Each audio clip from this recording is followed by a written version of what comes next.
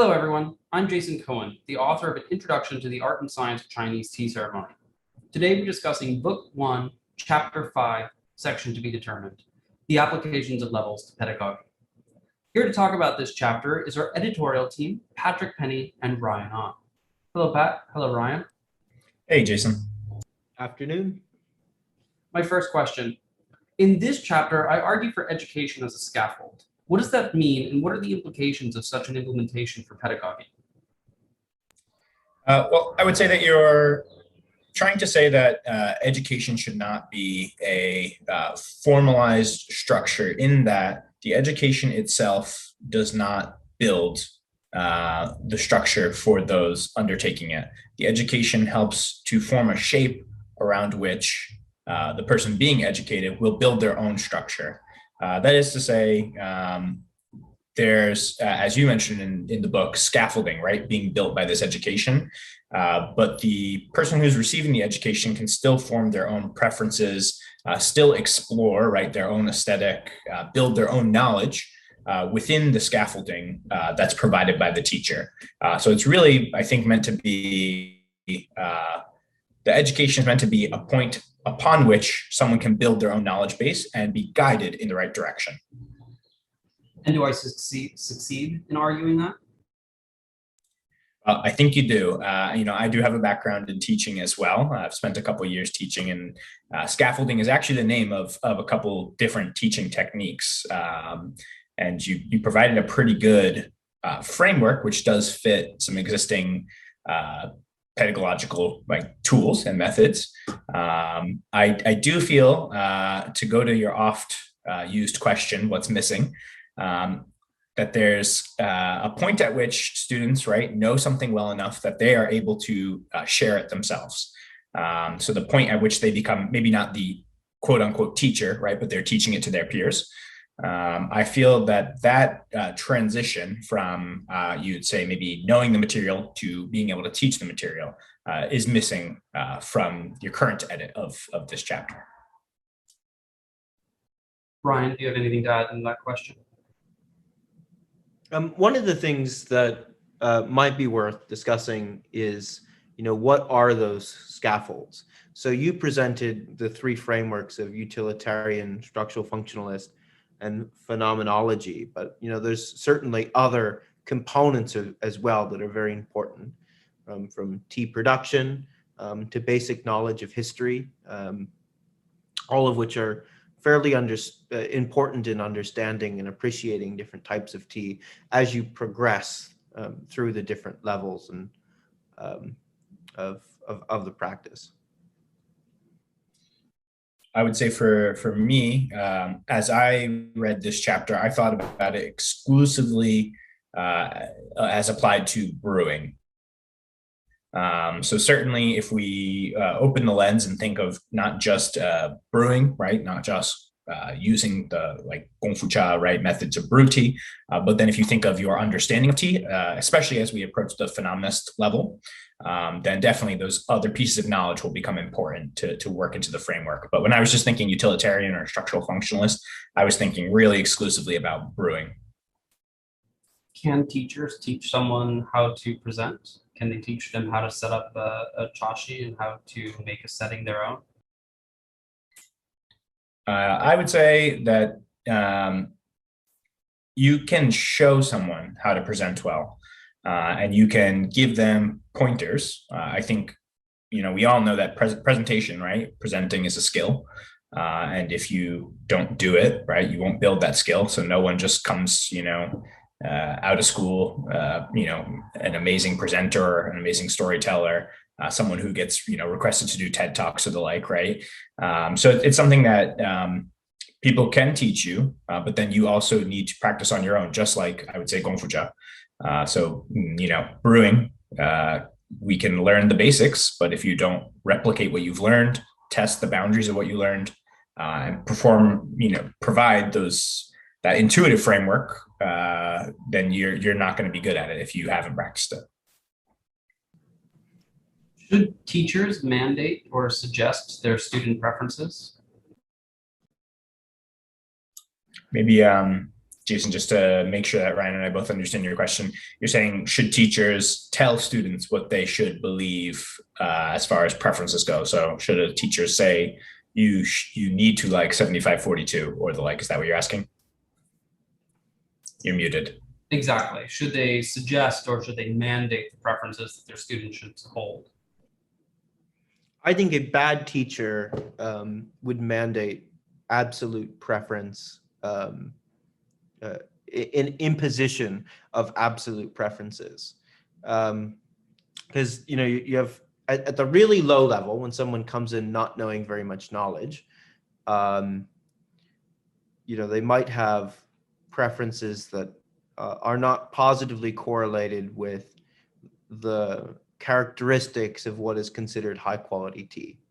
And if you set up enough tasting comparisons, you can move someone through that acquisition of new preferences through those sets of comparative tastings so that they can build up the formative experiences by which to make a better informed judgment. So I would view it through the lens of how informed is their judgment. Of course, all preferences are legitimate. If your favorite tea is Earl Grey, that's fine. That's your favorite tea. You're totally entitled to that preference. But that preference means something else if you have an informed opinion versus if you don't have an informed opinion, where you haven't had that set of experiences needed to identify different regions, processing styles, processing flaws, different cultivars, and have built up that knowledge. Yeah, knowledge. Yeah, I think there's not much to add on there because I think you said it really well, Ryan. But I think in the book, Jason, you write students, especially I think at the lower level, so like utilitarian, should be shown, not told what is good, right? So it's really important that a teacher, both in brewing technique, but also in showing teas, shows and lets the student taste what are these classic examples of a high quality or highly liked tea that is valued or thought of as having high cultural capital, right, by high level practitioners. So being able to experience those teas as a new student, and then maybe being provided some of the background by a good teacher as to why those teas are highly valued, but not being told you need to like this to be a high level practitioner. So certainly allowing people to have their own preferences, but as Ryan indicated, giving them the background knowledge and experience to have informed preferences. There's a great story of this at the Tea Institute. There's a student who came in and just absolutely loved English tea. And his favorite tea was Prince of Wales black tea. And at the beginning of his tea journey, I just kind of waved that off. But he came on to be a very good brewer and passed the initial test to join into the Institute. And that was still his preference. So even after going through that process, it was still a flavor profile that he liked and appreciated. And it was interesting to see that preference stuck for him. I have a similar experience with low quality, what is generally lower quality tea with Ginmai cha. And I just had such a formative experience, such a memorable experience with that tea really early on in life. That it's still what I'll call an irrational preference. I can very few examples of really top Ginmai cha, but I still love it. Yeah, I still love Earl Grey. It's what I grew up drinking, and I don't throw a tea bag in water every day or anything to drink it, but I have to occasionally taste it for work, and still love the flavor of bergamot oil. It just reminds me of many childhood mornings before school getting ready, and there's a nostalgia to it, and preference runs deep. So even if I know that the teas in it are fanning grade, depending on who I'm buying it from, they might not even be all ethically sourced, right? So there's a lot that goes on there. But even with knowing what I know now, I still enjoy the flavor of Earl Grey tea. Is it okay for a teacher to steer a low cultural capital student away from low cultural capital desires? I think you need to, in general, need to compartmentalize, because there's a time and a place that's appropriate for everything. So certainly you don't want to develop someone into a snob where they would no longer drink tea from a tea bag. And because I certainly still do enjoy occasions where I can enjoy tea from a tea bag. Like if I'm going to New York and go into, one of the bodegas that has a bunch of Indian food and I order a chai and there's, really fanning grade level tea bag, I still totally enjoy that experience. And I compartmentalize, all of the other knowledge that I have about tea and determining tea quality. So I think teaching that skill is really important, so that you're not developing a bunch of assholes that spread out into the world and are extremely pretentious. I'm so glad that Ryan was the first one to say a curse word on this podcast. I definitely thought it was going to be me, but I agree. Right, a student's like a ship in the ocean. You can kind of try and blow some winds in one direction, but you don't want to send the tsunami over them that just pushes them completely into one direction. So you can share what you think is right for a certain time or place. You can share what you think are high level, highly valued cultural capital, wares, technique, etc. I think it's okay to showcase that those are valuable, but you shouldn't tell them, right, a student that they need to replace all the things that they enjoy that maybe have a lower cachet just because these are the things that are valued in the tea world. So yeah, not creating a bunch of snobs is very important. What is the teacher's responsibility for, or methodology perhaps, for not creating individuals who are going to look down on the lesser cultural capital desires? What methodologies are available to a teacher to say, this is better than that, but that's okay too? How can that be done in a way that where the values of the praxis are encoded and propagated, but that it doesn't become either dogmatic or it doesn't become institutionalized revulsion at those items that fall either outside or below the standards that the teacher sets? I think it all has to do with focus of the tea practice itself, and it goes all the way back to the basics. So, we're all very interested in flavor and understanding what's driving flavor and how to improve the tea, and we very much view everything through that lens. But other groups might be much more interested in very holistic or spiritual elements of tea, and flavor is secondary. So they're viewing everything through the lens and judging other practices or techniques through that lens. Is it a living tea? Was it grown, organically? How was it sourced? Versus just a pure flavor lens or even a commercial lens. So I think it all goes back to the core of the practice in making those judgments. Right. I would also say that it's important to provide the right context to a student. So even though a lot of the, I would say, lower cultural capital desires, like maybe some of your, fanning teas, right, or maybe tea beverages, etc. A lot of those still do have a lot of history and culture wrapped up in them.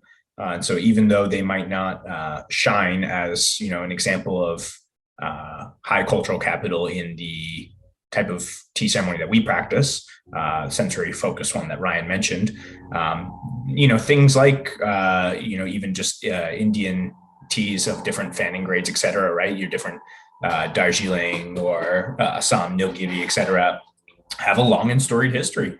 And just because, we're not all reaching for them all the time to brew gongfu, Doesn't mean that there's not a lot to learn there. And it doesn't mean that high quality examples of those teas also don't exist. So I think it's showcasing to a student that, while we might be focused on this one kind of tea or this one set of practices, it's important to always be aware that outside of that, there's still a lot to learn. And that often what you think you know will be 100% shown to be false. So there will always be high quality examples of maybe lower desired cultural capital items. And a good teacher will show that to a student. Which is why you frequently return to Earl Grey to find a high-end version of bergamot oil. Which there are many, and it's a very expensive oil. So there certainly are many high quality examples of that. But I think, even in this chapter, Jason, you had mentioned, so Lapsang Souchong, we all really disliked it, I would say, 2010, 2011. We had a few examples of it that were, just straight up like tire fire, just smelled like someone was, burning something in a microwave. Those were the common examples we can get our hands on from many of the well-known vendors in the West at that time. And we were shown by a teacher that Lapsang Souchong doesn't have to be a tire fire or, a straight up just pine mess. It can be nuanced. It can be extremely high quality. And that can be done, I think, for any tea with the right teacher who has the right examples on hand. I define the shift from the beginner to the expert mindset as a shift from seeking positive reinforcements into the search for constructive negative feedback. Where do you see the beginner and the expert mindset in contemporary tea practice among Western practitioners? I would actually say a group that I think has a really good framework as far as expert mindset, or I would even say defining what you called an expert mindset more as a learner's or grower's mindset. I think that you see it really well in the Global Tea Hut group because they actually always point back to going back to the roots, going back to your beginning, returning to, we lost Ryan, returning to, the very beginning of the practice, because there's always going to be so much to learn when you return to your basics.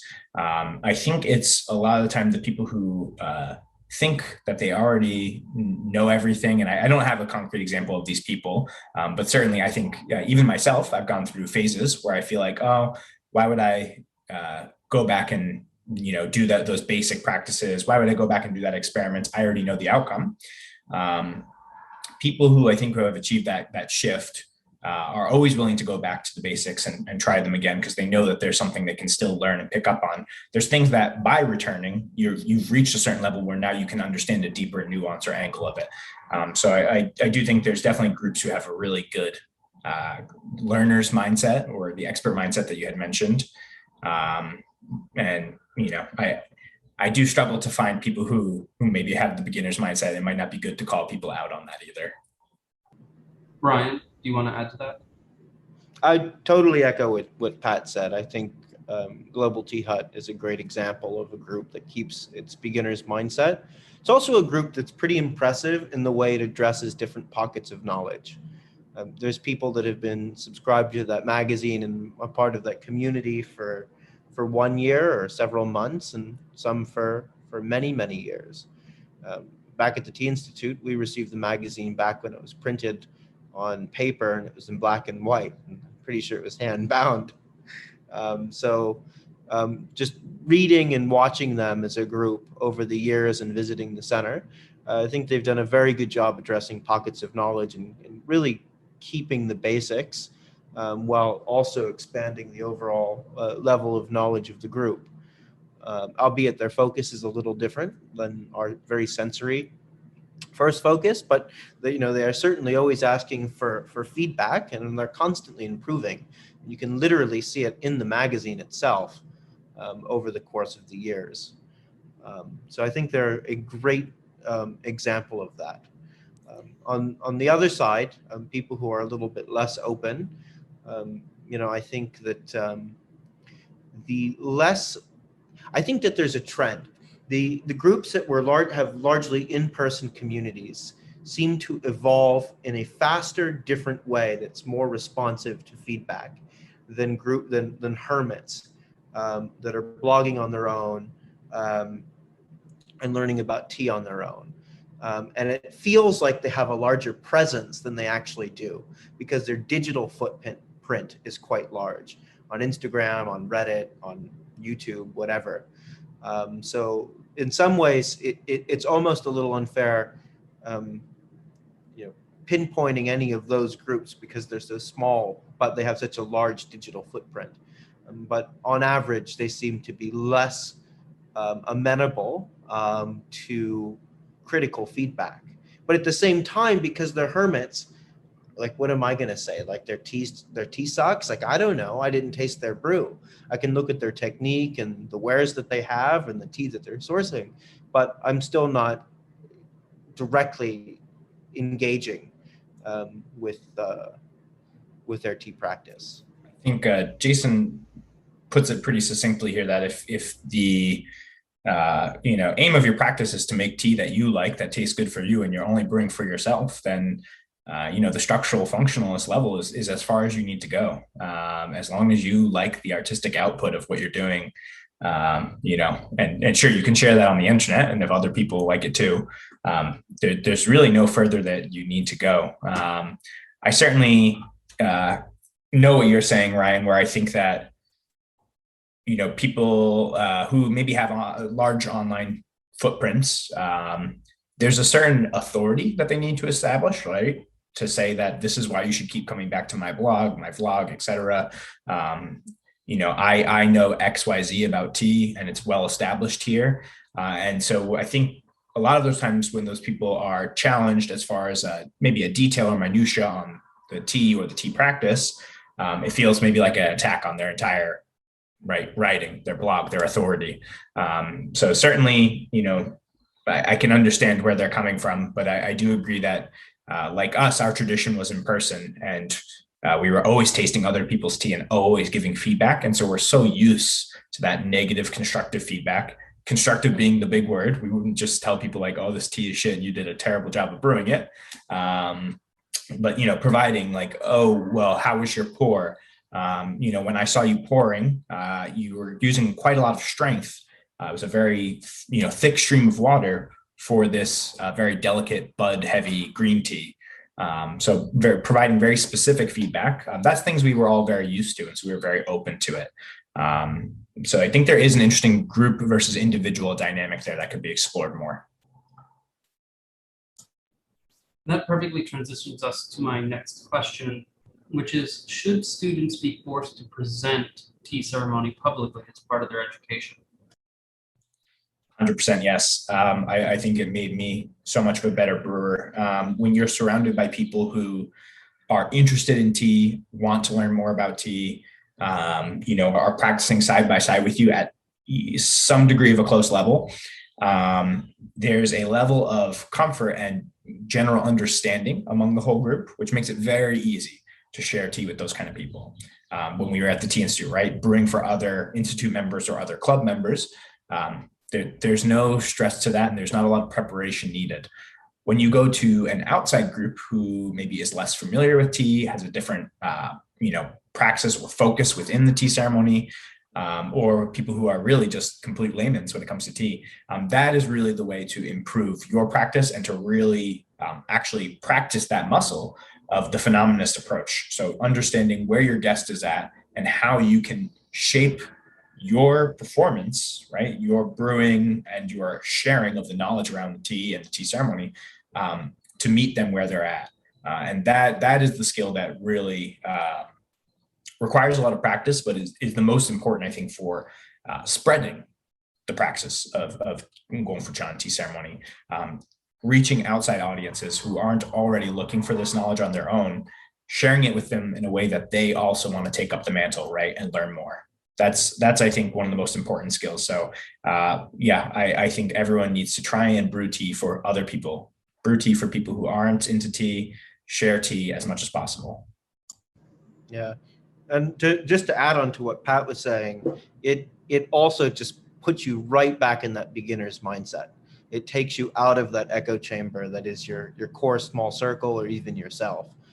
Nothing brings you back faster to the basics than listening to people's questions, hearing what they're tasting, and how they're perceiving what it is that you're presenting to them, and how you'll get different responses from different people. To build up the knowledge base that you need to tailor that experience. I would actually say that it's requisite to the phenomenist approach, because until you've had those experiences brewing for a diverse set of people, it's really, you can't run an optimization on just, with one data point. And then even at the non-phenomenist level, I very distinctly remember the first time I was put in front of a large crowd with this tiny teapot, and I needed to fill 18 cups without a gongdaobei or a fairness pitcher.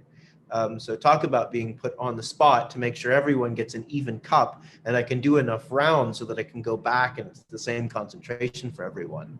And that was muscle memory that I certainly did not have and did not practice on a regular basis. Yeah, I would say that's a challenge still, even now, right?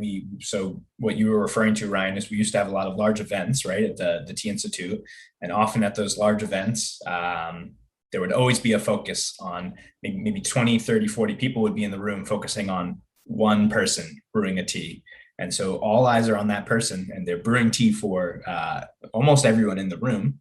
And so the skill really to brew that tea, pour it well into those cups without, the goal being without spilling, and to give everyone a really good impression of that tea and an even impression across all the cups is such a high level skill that most people don't ever have to practice. And even looking now, probably 5 years since the last event that I've done at the Tea Institute, I don't know that I could do it. And, I certainly for work, pre-COVID would have events where I would have to pour, for 20, 30 people. And I always challenge myself to do it without a gongdaobei as well.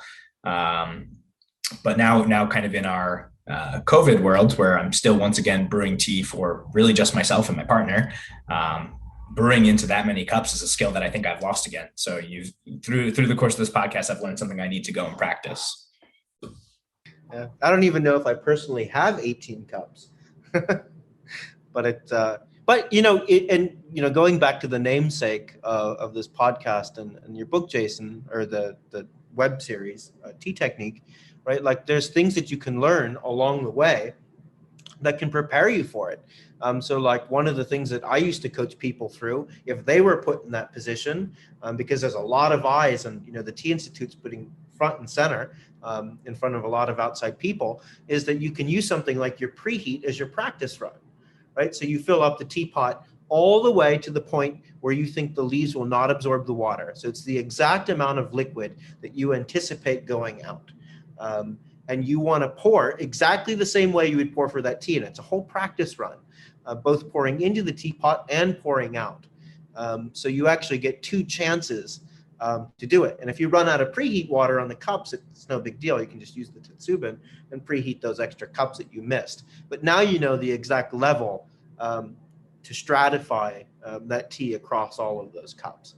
So things like that a good teacher, walking you through the different scenarios to prepare you for even the basic utility for a scenario that you wouldn't have necessarily thought of or practiced for when you just go through and learn how to brew. Yeah, I think in summary, really, presenting for others is the way you become a better brewer. So not only is it a way to share the practice, right, and to progress your own skill, it really is the highest level and approach of tea ceremony. So improving yourself and sharing the praxis. What conditions or what effects does an individual practitioner's economic capital play in their ability to practice a phenomenist approach? For example, you and I both have tea rooms in our apartments, and the tea room plays a role in our guests' interpretation of our chashi, of the tea that we're serving. So what um, how is our access to economic capital a modulating factor in individuals' interpretations of our presentations? Yeah, well, I would go and say, just to start, I've been sharing tea with people, right? Especially since I had left the tea institute at Penn State. So I was living in Japan in a tiny apartment and still inviting people over for tea. So they would come and sit down in what was my kitchen and living room. Basically, every room in my house except for my bedroom was one room. And I still would share tea in that spot, right? And the difference between doing that or sharing tea in my 400 square foot studio in Seattle, which I had tea with both of you in, versus now sharing tea in a tea room, like I have an individual room within my house, right, dedicated just for tea, is certainly you can set the stage, you can set the scenery, the context. So much better, right? You can have scrolls laid out, art dedicated to tea. You can have teaware on display, in a place where your cat can't get to it or a partner can't knock it over by accident, right? So it definitely allows you to provide a context and a space. And as we've discussed more, I think previously on the podcast, right, there's something to having a space that is dedicated to tea.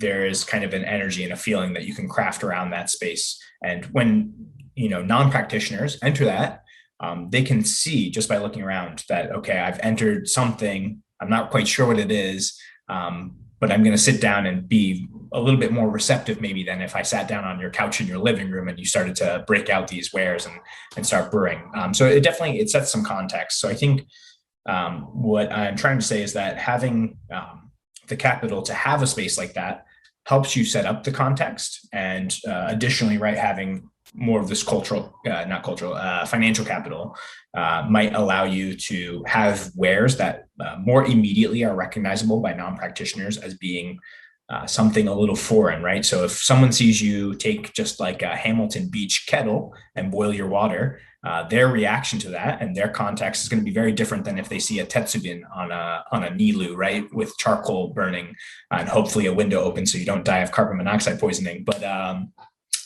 the immediate impression by non-practitioners is going to be quite different.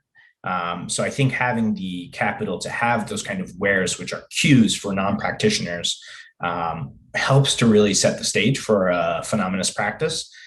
All that to say, it is not necessary. It just makes it easier to craft that experience. So I think you do have to work a little bit harder when you don't have the financial means to make that context visual. You have to then provide that context with your knowledge base. And you have to share it in a way that can be immediately imagined and communicated without having the physical items to showcase it. So it does require a lot of skill and it requires a lot of knowledge versus just being able to show this is a tetsubin and this is why we use it and this is why it's important. Or the same with yixings or let's say Qing Dynasty cups. I think it's important that we just make sure we mention, like, as I was saying, right, it's harder without a tea room or without all these wares, right? But at the very base level, you can still do a phenomenist practice and you can still really get people interested in tea ceremony and showcase a lot of skill with just a gaiwan, some cups, and a chabu, right? Or maybe some flowers you found outside. So I don't want us to get bogged down in capitalistic, yardsticks.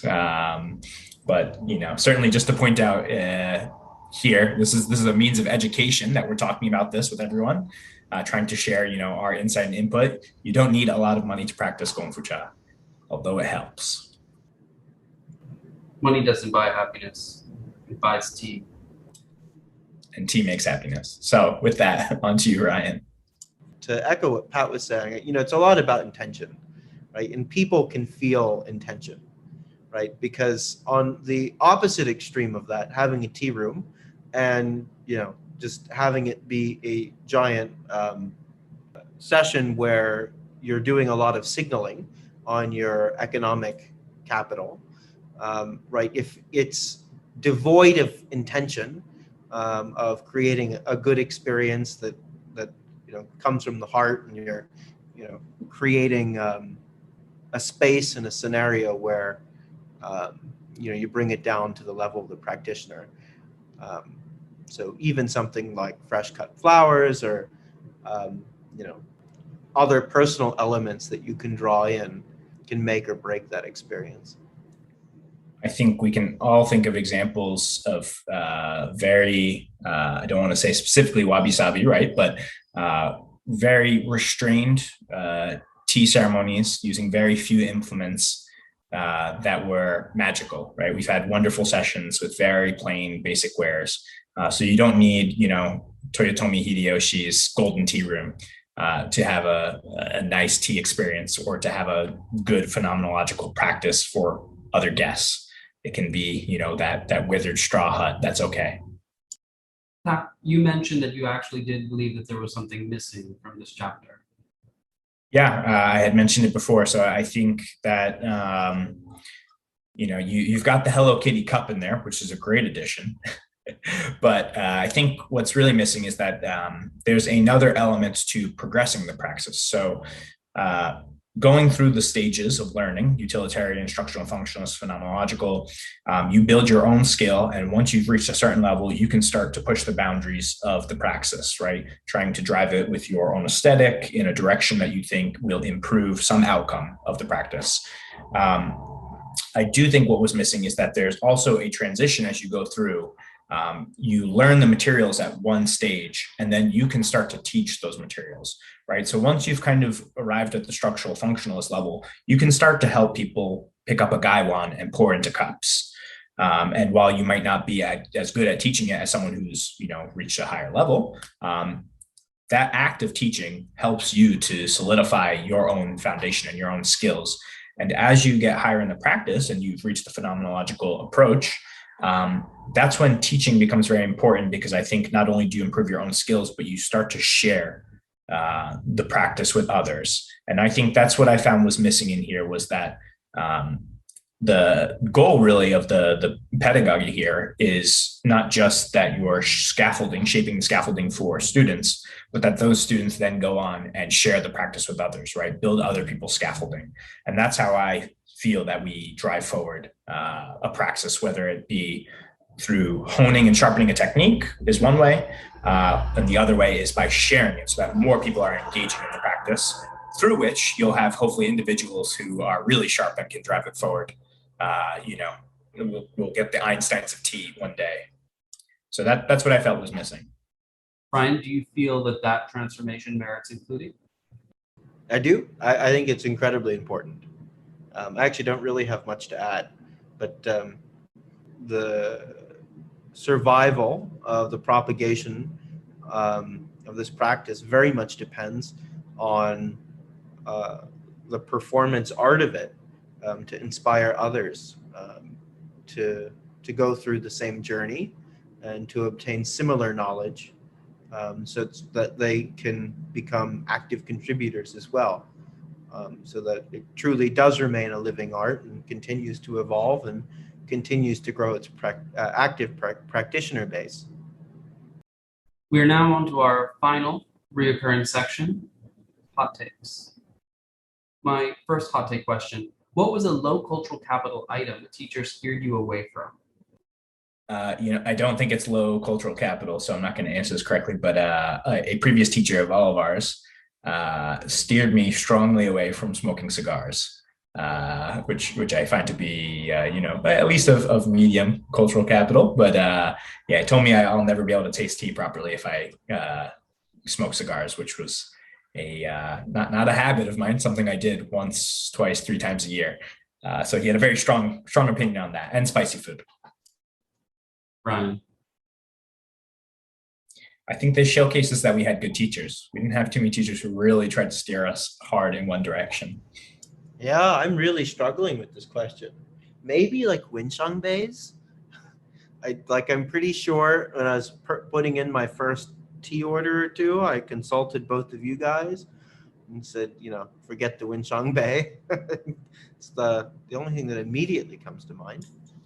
With that Gongdao base as well, many teachers have pointed all of us away from Gongdao base, be they in the very sensory first practice or even in the spiritual practice, right? We've been pointed away from Gongdao base by almost all teachers.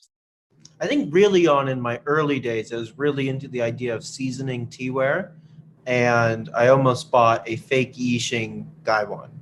I'm gonna go for me personally with cha tongs, that little frog guy on my tea table for a long time, for many years. Yeah, cha chongs are super critical to the tea ceremony. Can't get rid of them. What is a high cultural capital item you have failed to gain a preference for?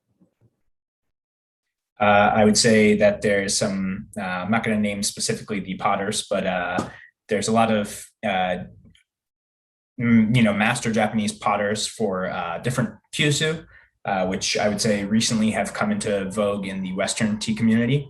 I am not partial to tokoname clay, a lot of different clays for kyusu. I don't find they do good things for tea, maybe outside of sencha.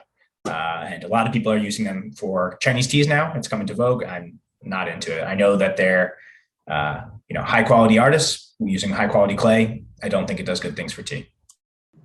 I'm going to mirror Pat's comments on specific Japanese tea wares. Anything Arita and Amari is not for me. Yeah, I actually love Imari, and I have a couple plates, very gaudy and gauche, I would say. They have really elaborate designs, a lot of gold, silver kind of patterning throughout them. But they very rarely make it onto my chashi because they are extremely gaudy. See, I like Gaudi, the artist. Just don't like things that people describe as Gaudi. Pat, what was your most memorable accidental tea lesson? I'll echo Ryan's previous sentiment that these are quite deep questions for a hot take, but I'm not going to say it's my most memorable. It's just the one I remember right now. I was brewing tea, and we were at the Global Tea Hut Center in Miaoli, I would say I was probably brewing for about 2 years at that point. I hadn't really focused on practicing pouring, and I remember being called out by Aaron Fisher, not just on my pouring from the Tetsubin into I believe I was using a side handle pot at that point, but from pouring from the pot into each cup as well. And then we broke into a pouring practice session where you can make marks inside the cup and you want to hit the exact mark. So we learned a lot about the gongfu of gongfu cha that day and how important pouring is. And since then, I've made pouring a pretty regular part of my practice. Not just when I'm brewing, but I'll take out some cups and try and pour in very specific ways and hit specific parts of the cup. But didn't think that was going to turn into a lesson. I thought we were just drinking some tea, and very quickly became a pouring lesson. Jason, you have one?